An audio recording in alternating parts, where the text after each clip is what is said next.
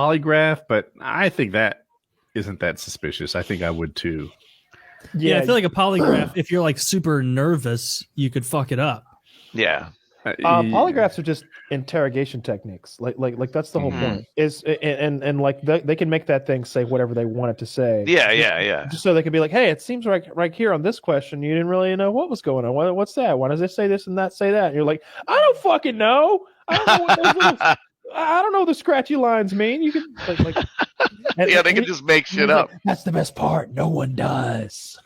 Well, that's the thing they used to say in movies is like put a thumbtack in your shoe and push down when you're telling the truth, right? So that you're like stressed and nervous when you tell the truth, and because you're pressing on the thumbtack, and then when you're lying, you're an equivalent level of stressed and nervous as you were truthing with a thumbtack. Yeah, but then what if they reverse everything? I think the idea is that you double negatives. I think the idea is that you always thumbtack, right? You just thumbtack on every question, and so every question is just a wash. And they're like, I don't know, no. Yeah, this person's just skittish. Yeah, he just like he seems terrified. His heart rate was 180 the whole time, and he's crying. Yeah, his heart beats 180, and his nose was bleeding the entire time. By the time I got to his mother's maiden name, he was openly weeping. Don't make me tell you my mother's. God. Like, sir, is there something wrong with your foot? It's bleeding all over the place. And they're just filling out some forms. You just have to be honest to be like, this won't work on me. I'm a notorious liar. Yeah.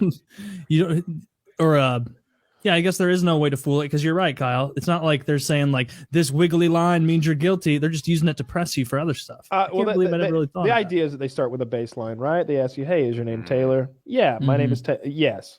Do you live in St. Louis? Yes. And now they've got a baseline for truthful responses amongst a lot of different sort of like. It seems like the technique is to fuck up the baseline, right? Is your name Woody? Yeah, you're just looking for inconsistencies. Like all of a sudden, it looks just like your other answers were for the truth that they know of, the baseline, and then when it jumps around a little bit, they got to go, oh, I guess that's a lie because it's not the baseline anymore. Yeah, it seems like they could just interpret it any way they want. I think to some extent that probably works, but to another extent, like maybe you just asked me a question that really upset me.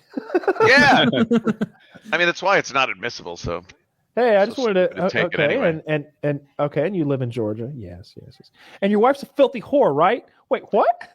It says right here. You got very angry, first of all. Yeah, your wife was a filthy whore. You said she wasn't. But as you can see here, you were lying. Yeah. Your wife is a whore and I fucked her. What?